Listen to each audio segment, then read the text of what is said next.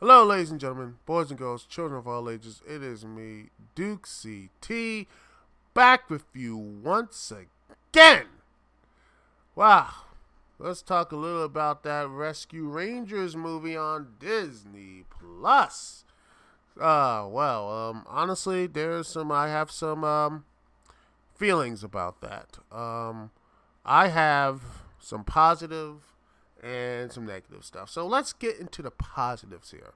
I do like voice acting. I think the voice acting I think they did a pretty good job of the voice acting. John Mulaney as Chip did a pretty good job. Andy Samberg did a good job as well. Both of them have chemistry with each other. They go back and forth, that sort of thing. Really good stuff here.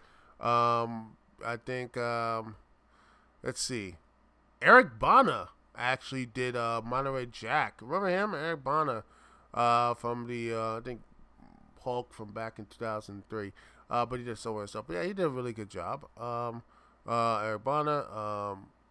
Let's see. He did a good job as Monterey Jack. You have Tress MacNeille, Gadget, even though she didn't have much to say. I hate that. Yeah, the voice acting was good. I do like as the characters do have some good chemistry with each other. Also, I think some of the jokes land pretty well. Let's see. Also, I do like Kiki Lane as the LAPD officer. I think she did a pretty good job there.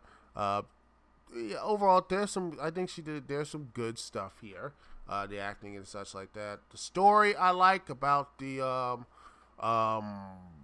story talk about going to a bootlegging, taking the tunes who exist in real life here in their universe. Tunes are like doing the job, doing all that type of stuff. It's basically a pseudo version of Roger Rabbit. So that's what I think it is. I think that should have been the main stuff. I mean that pretty much is basically Roger Rabbit and such. But and I think the bootleg stuff, really good story about that. I like the fact that there's a operation that they're, oh my gosh, when someone's bootlegging and stealing these tunes and such because they have debt or whatever, stealing their stuff, and now they're being in these crappy movies and doing all these type of movies and TV shows. That's interesting. I like that. That's some good stuff here.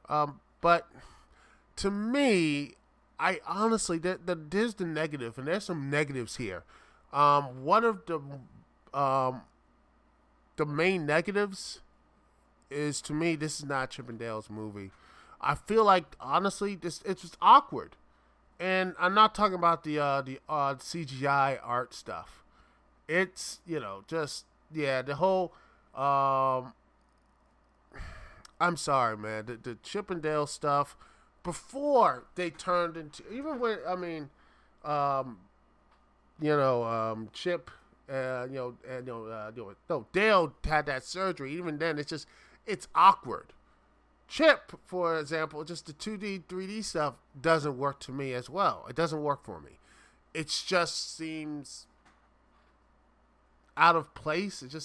And it goes right back to what I talked about, in fact, most of the VFX stuff, it looks impressive by first parts. There's some decent stuff, but other times it's just, I don't know. It just feels like, man, it felt like it was a rush job. And that's the problem with these VFX stuff. The visual effects. In fact, there's a part in this movie where they just animated, there's a live act. When you're going through the nice place of town, Main Street, there's a dude who's just like a live action, but they just animate their hands and face. I'm like, wow, really? And it just, to me, the production really just, I don't know. I feel like the visual effects for it, it just, it feels, honestly, I look at it and I'm just, I just feel like I feel bad for the VFX artists and the people behind the CGI, the visual effects. They work like 16, 17 hours days. I put a link in the story. I talked about it in the Duke CT Lounge like this past Thursday. I talked about this when I talked about She-Hulk. These VFX artists are just working so much. And you see it right here is that their output is just like, they're overworked. They're just exhausted. And it's gotten worse from, but I talked about this, like, in fact, I talked about this a couple of years ago when they did the Black Panther, I believe, when the ending of Black Panther. I talked about this years ago, and it's gotten worse. The dragging down of it. It just dragged down. It just seems, and I feel terrible for these VFX artists and these studios and all these people working these long hours. They're just getting pumped through this machine of Disney and Warner Brothers and all these other like mainstream movies and TV shows and all this stuff. And that's why most of these things look so hackneyed and fake. That's what it is. It looks fake. And thinking of things that are just really hackneyed and tried, Will Arnett as Sweet Pete, a.k.a. the overweight, middle-aged version of Peter Pan, who is the crime boss, the villain of the movie, which is exposed 25 minutes into the movie, by the way. It was being fired due to his age, which I'm like, if you know anything about Bobby Driscoll and his story, go look at his story and just get so pissed off of it. And goes right to a point. And then here's the screwed up part of it. And everything else is that in one of his last interviews and such, he says this. He says, quote, "I have found that memories are not very useful. I was carried on a silver platter and dumped into the garbage." And the reason why he said that is because Disney basically fired him. They fired him because he had a secure case acne and growing up. And even worse, after he died, when he, he died because of his, the drug problems and such. A year later, his mom tried to find him because they couldn't. In fact, the worst part is his mom tried to find him a year later, use a fingerprint match, which located his burial on Hart Island because they couldn't. They had no ID on him. They just buried him in an unmarked pauper's grave in Potter's Field on Hart Island. And his name is right, even though his name appears on his dad's gravestone, which, by the way, the reason why Bobby Driscoll's mom tried to find him was trying to find a reunion for his father, who was nearing his death, so they can reconnect. No, they couldn't reconnect. Is that his, they couldn't reconnect. And he's like, oh, wow, him and his dad are buried together. No, his remains are still on Hart Island. His remains are still there. And Disney, in all of its wisdom, put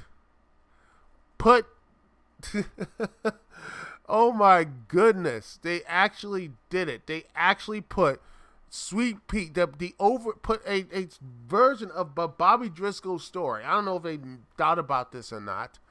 As a overweight Peter Pan was fired because he got older.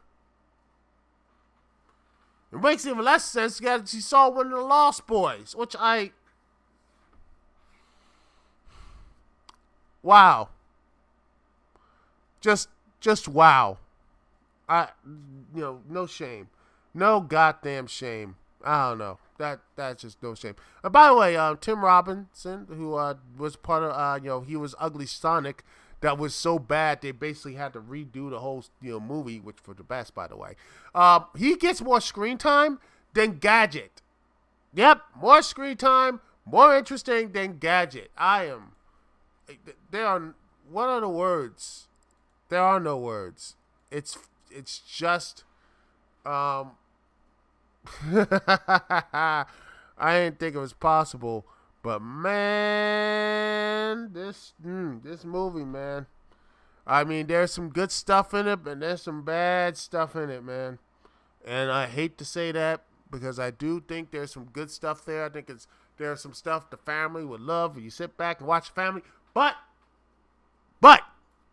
The negativity is just right there. So I don't know how I would rate this. It's mediocre, but when you look into the history of Disney, it can be really messed up. So is it the movie fault because of it? You could say yes or no, but if you don't know the history, you'll probably say it's just an average movie that punched above its weight. Like looking at the trailers, it didn't look good, but it did. It's a pleasant surprise, mostly because of the cameos and the story is interesting.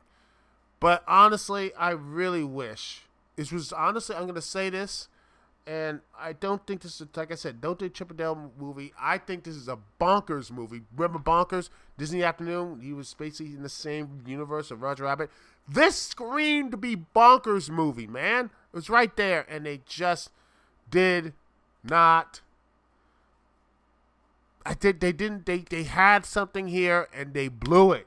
You had some greats that you could have really put, cut the Sweet Pea stuff. Have some other dude go through that. Another person. Maybe have, someone else, that wouldn't have that terrible connection to. Maybe if you did that, it'd be great. It'd be actually really be good. I think that could be something really, I think that would be a very positive thing, But that's just me. Anyway, that's all I have to say about it. If you want to watch it, sure, but there's a lot better stuff on Disney Plus or HBO Max or, heck, sometimes even maybe a little bit of Netflix if you're into that sort of thing, are better than this movie. And, yeah.